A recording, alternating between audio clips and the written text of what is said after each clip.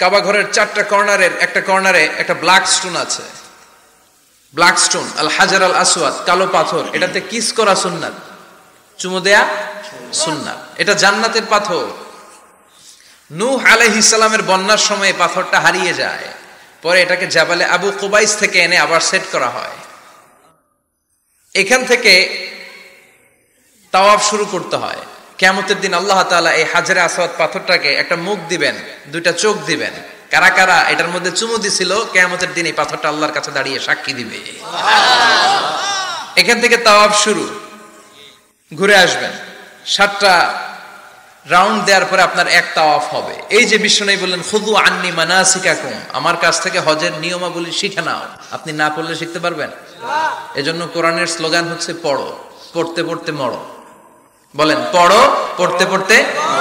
যখন মন খারাপ তখন পড়বেন, যখন মন ভালো তখনও পড়বেন, যখন সুস্থ আছেন তখনও পড়বেন, যখন অসুস্থ তখনও পড়বেন, যখন মরবেন তখনও পড়বেন। কি পড়বেন? লা ইলাহা ইল্লাল্লাহ মুহাম্মাদুর রাসূলুল্লাহ। সুবহানাল্লাহ কইবেন না? পড়া ছাড়া এই উম্মতের কোনো গতি আছে? দেখেন, দুনিয়ার কিতাব আল্লাহ শুরু করলেন ইকরা দিয়ে, আখিরাতের কিতাব আল্লাহ শুরু করেছেন ইকরা দিয়ে। আখিরাতে প্রত্যেককে আমলনামা দেয়া হবে, কাউকে ডান হাতে, কাউকে বাঁ হাতে। দুনিয়াতে যারা ভালো কাজ করেছে, ইসলামের পক্ষে যারা কথা বলেছে, যারা ন্যায় নীতির পক্ষে, সাম্য, মৈত্রী, ভ্রাতৃত্ব, ইনসাফ আর জাস্টিসের পক্ষে কথা বলেছে, সামনের দিক থেকে এসে ডান হাতে আমলনামা দেয়া হবে। আর যারা ইসলামরে বাঁশ দিছে, আছে না নাই? ইসলামের কথা সহ্য হয় না, এরা প্রগতিশীল, মাথায় চুল কম, আছে না নাই?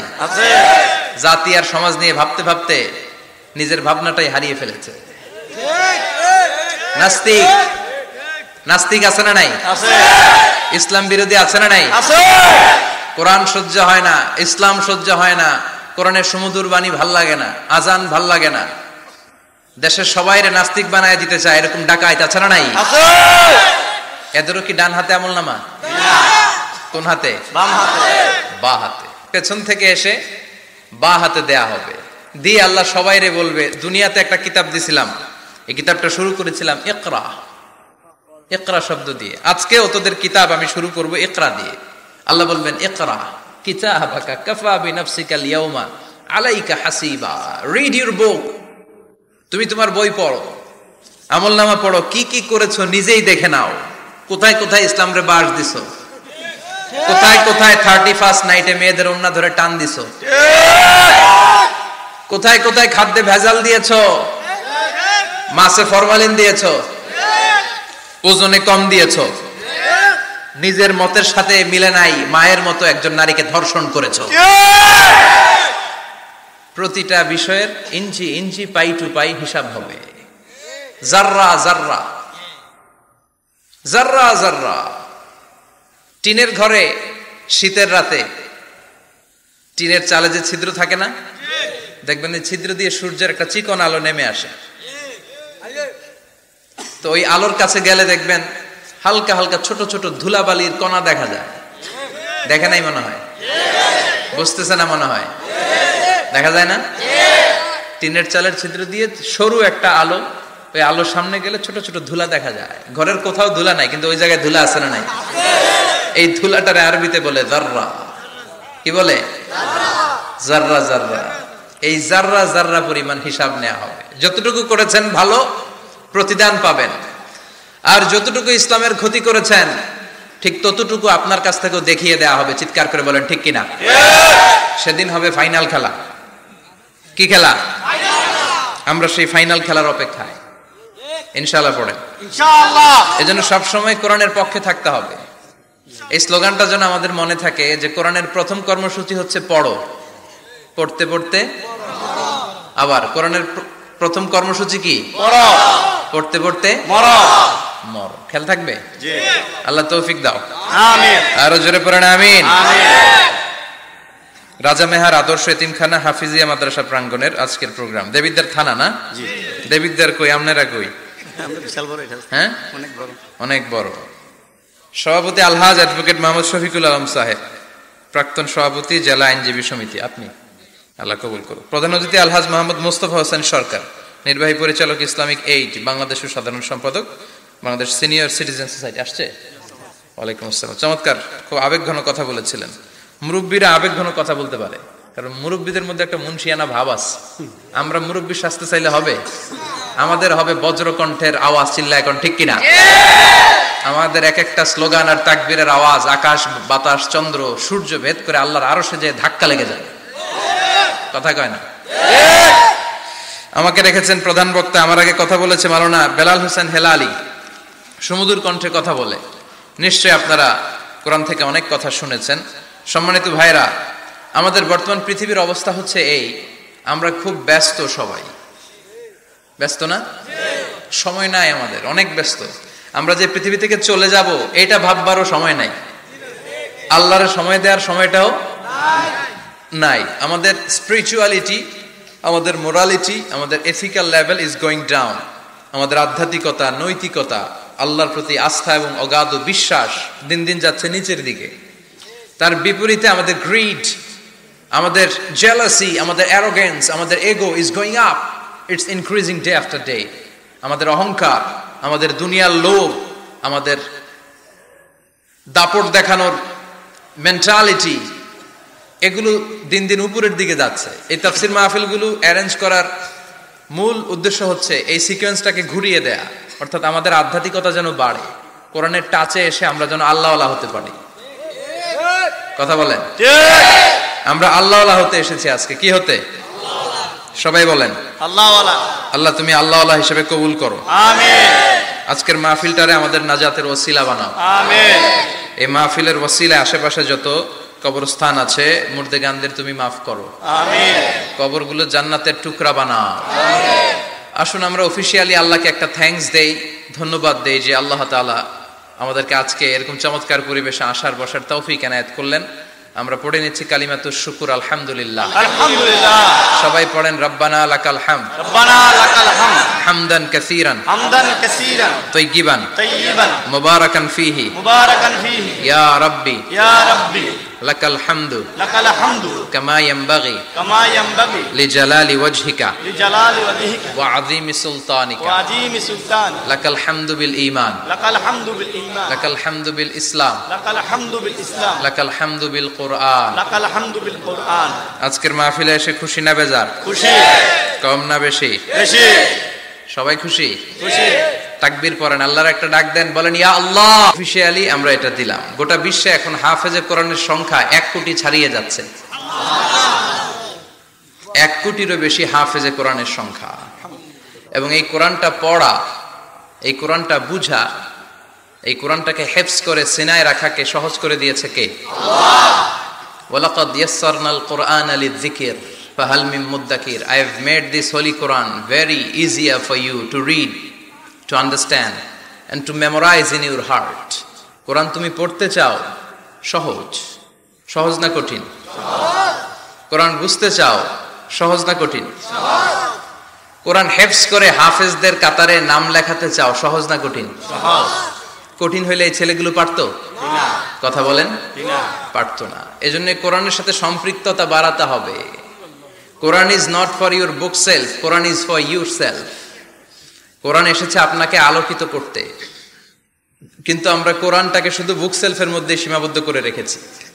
তাও নিচের তাকে রাখেন, একেবারে উপরের তাকে, যাতে কেউ নাগাল না পায়, যাতে কেউ ধরতে না পারে। আর কোরআনের কপিগুলোর উপরে মাকড়সার বাসা আছে না নাই? সবচেয়ে নন্দিত কিতাবটা আজকে সবচেয়ে অবহেলিত, যে কিতাবটা সবচেয়ে বেশি বিকৃত হয় পৃথিবীতে, সবচেয়ে বেশি পঠিত হয়, the most read book ever in the world, সবচেয়ে বেশি যে বইটা পড়া হয় বইটার নাম কি? এমন কোনো মুহূর্ত নাই যে মুহূর্তে কোরআনের তেলাওয়াত হয় না। আপনারা কি মনে করেন জোহরের নামাজের সময়টা, মাগরিবের সময়টা সারা ওয়ার্ল্ডে একরকম? না, এখন বাজে রাজা মেহারে রাত 10টা, আমেরিকাতে বাজে সকাল 10টা। আমার কিছু পরিচিত লোকজন ইউরোপ আমেরিকাতে থাকে, এরা ফোন দিলে আমি ধরতে পারি না, আমি দিলে এরাও ধরতে পারে না। কারণ এরা যখন ফোন দেয় তখন আমি ঘুমাই, আমি দিলে ওরা ঘুমায়। সুবহানাল্লাহ কইবেন না? কি আজীব তামাশা। তো এজন্য ইন্দোনেশিয়ার জাকার্তা থেকে মরক্কোর রাবাত পর্যন্ত এই বিশাল মালভূমি মুসলমানরা শাসন করেছিল, তারপর ছড়িয়ে পড়ল কোরআনের বাণী। এখন পৃথিবীর প্রতিটি আনাচে কানাচে কোরআনের বাণী ধ্বনিত হয়, উচ্চারিত হয়, আবৃত্ত হয়, তেলাওয়াত করা হয়। চিল্লায় এখন ঠিক কিনা? আল্লাহ তাআলা বিশ্বনবীকে পুরো পৃথিবীটাকে ছোট করে একটা মিনিয়েচার বানিয়ে এভাবে দেখালেন, আর বিশ্বনবী পুরো পৃথিবীর ডানে বায়ে, সামনে পেছনে, উপরে নিচে, প্রাচ্য পাশ্চাত্য, এশিয়া, ইউরোপ, আফ্রিকা সবটা এট এ গ্ল্যান্সে দেখলেন। আর বিশ্বনবী বললেন, আমি যতদূর পৃথিবীটা দেখেছি ঠিক ততদূর আল্লাহ তাআলা কোরআনের বাণীকে ছড়িয়ে দিবে। ওয়ালা বাইতা ওয়াবার ওয়ালা মাদার ইল্লা আদখালাহুল্লাহু হাযা দ্বীন। এমন কোন ছনের ঘর থাকবে না, টিনের ঘর থাকবে না, দোচালা ঘর থাকবে না, এমন কোন কন্ডোমিনিয়ামস থাকবে না, এমন কোন টাওয়ার থাকবে না, এমন কোন জঙ্গল থাকবে না, এমন কোন ভূখণ্ড থাকবে না যেই ভূখণ্ডে আল্লাহর কোরআনের তেলাওয়াত উচ্চারিত হবে না। চিল্লায় বলেন ঠিক কিনা? এজন্য এই কোরআনের সাথে বিরোধিতায় গেলে আমাদের লস, ঠিক কিনা? আর কোরআনের পক্ষে থাকলে আমাদের লাভ, দুনিয়াতেও লাভ, আখিরাতেও লাভ। কোরআন পড়লে আপনার জীবনটারে আলোকিত করে দিবে কে? যারাই কোরআন পড়ে তারা শিক্ষিত হয় না মূর্খ হয়? প্রমাণ কি, দলিল কি? কোরআনের প্রথম কথাই হচ্ছে শিক্ষিত হও। এডুকেট ইউর জেনারেশন, তোমার প্রজন্মকে শিক্ষিত করে গড়ে তোলো। এটা হচ্ছে কোরআনের প্রথম স্লোগান। কোরআনের প্রথম কথাটা কি বলেন? ইকরা মানে কি? পড়ো। আল কোরআনের প্রথম বাণী পড়ো, আল হাদিসে নবীর কথা পড়ো।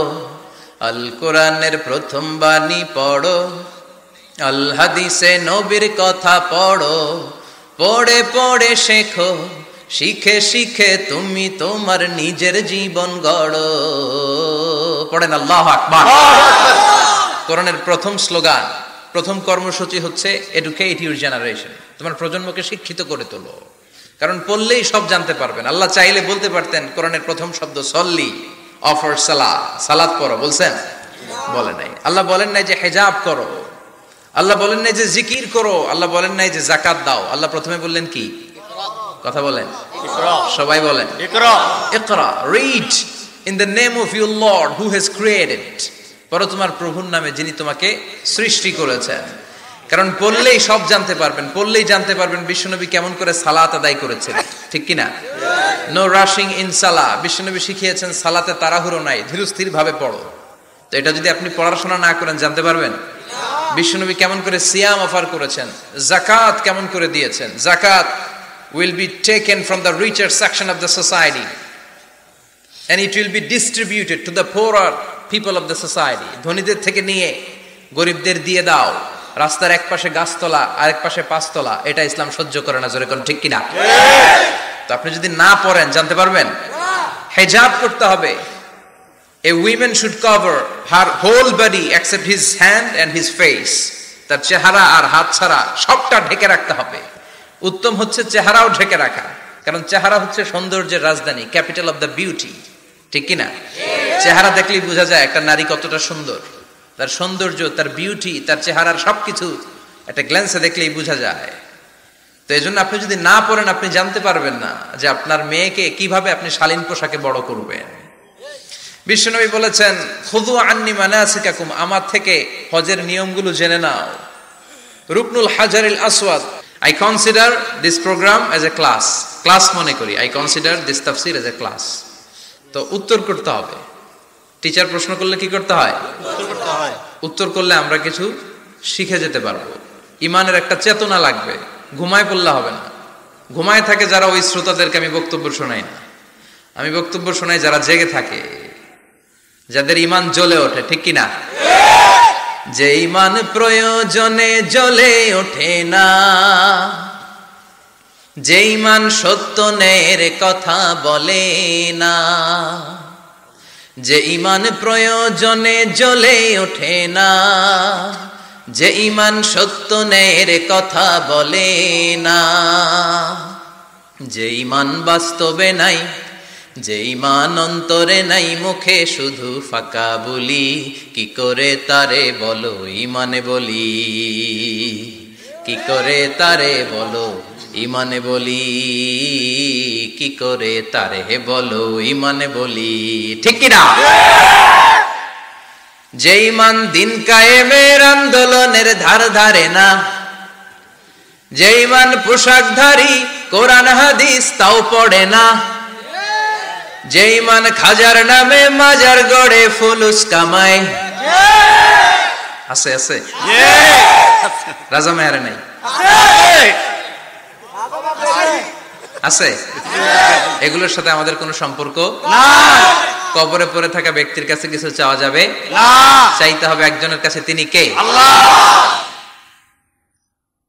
যে ইমান দিন কায়েমের আন্দোলনের ধার ধারে না, যে ইমান লেবাসধারী কোরআন হাদিস তাও পড়ে না, যে ইমান খাজার নামে মাজার গড়ে ফুলুস কামায়, যে ইমান শিরকিয়াতের আমল করে ভীত না হয়, যে ইমান বাস্তবে নাই, যে ইমান ময়দানে নাই, মুখে শুধু কথার কলি, কি করে তারে বলো ইমানে বলি,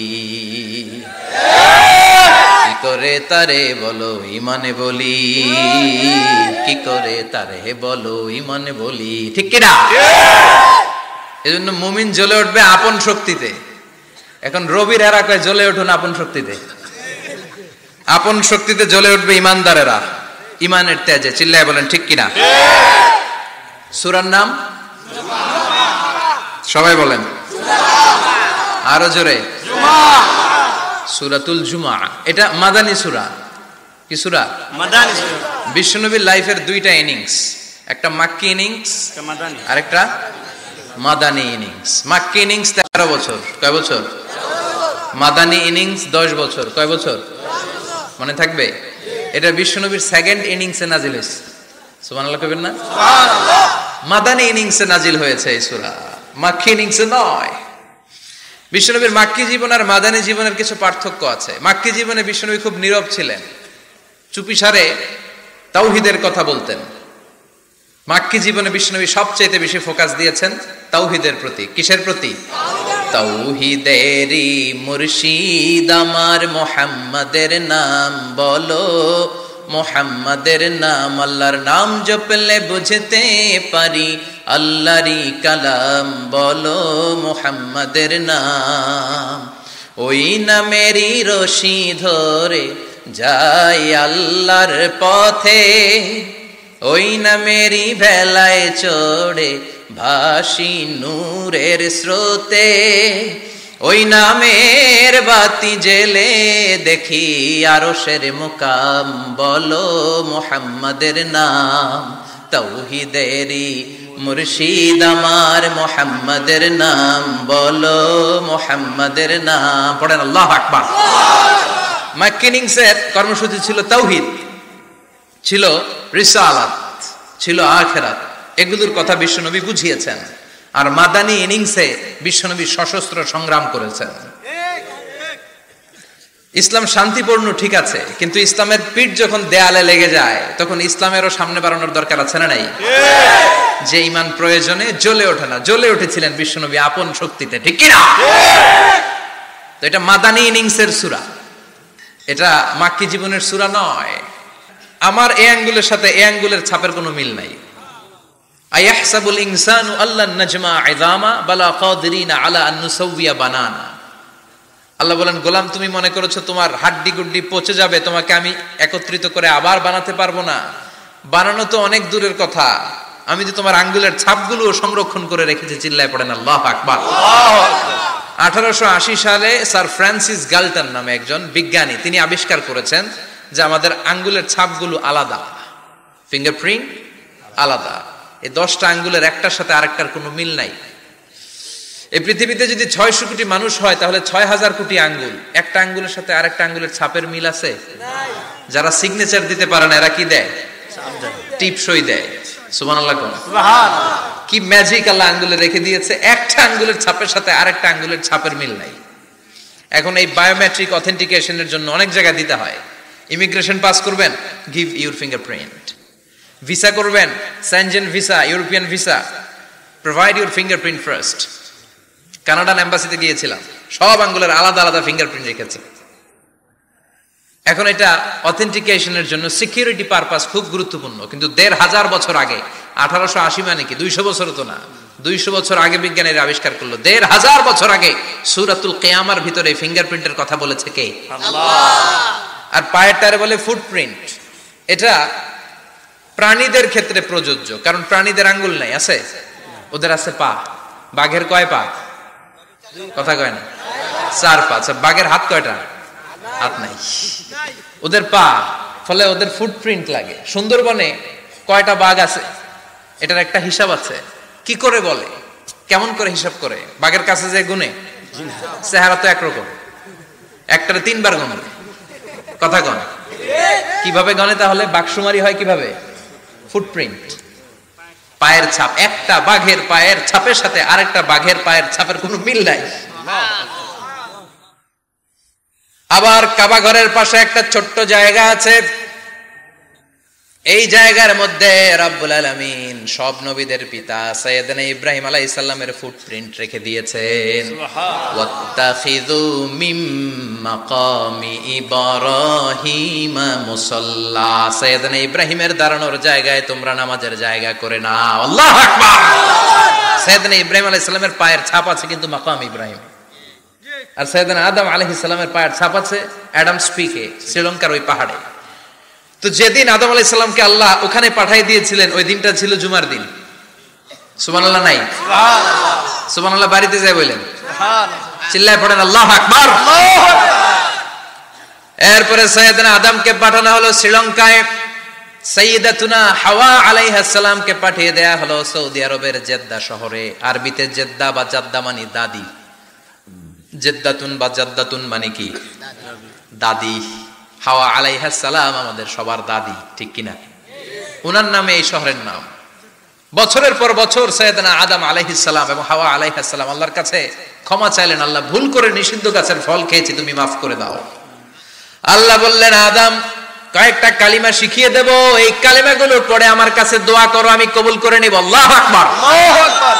আল্লাহ শিখিয়ে দিলেন আর বললেন, আদম পড়া, রাব্বানা যালামনা আনফুসানা ওয়া ইল্লাম তাগফির লানা ওয়া তারহামনা লানাকুনান্না মিনাল খাসিরিন। ও আল্লাহ, জুলুম করেছি নাফসের উপর, ভুল করেছি, অন্যায় করেছি, আপনি যদি ক্ষমা না করে দেন আমরা শেষ হয়ে যাব, আমরা হালাক হয়ে যাব, ক্ষতিগ্রস্তদের মধ্যে শামিল হয়ে যাব, ঠিক কিনা? আল্লাহ সাইয়েদনা আদম আলাইহিস সালামের তওবা কবুল করলেন। ওনার কাজ হচ্ছে তওবা কবুল করা, আমাদের কাজ গুনাহ করা, শয়তানের কাজ ওয়াসওয়াসা দেওয়া, আল্লাহর কাজ খালি মাফ করা। সুবহানাল্লাহ, সুবহানাল্লাহ পড়বেন না? তাকাব্বালাল্লাহু তাওবাতা আদম ফি ইয়াউমিল জুমআহ। আল্লাহ যেদিন আদম আলাইহিস সালামের তাওবা যে কবুল করছেন, ঘোষণা দিয়েছেন, এই ঘোষণাটা ছিল জুমার দিনের ঘোষণা। সুবহানাল্লাহ।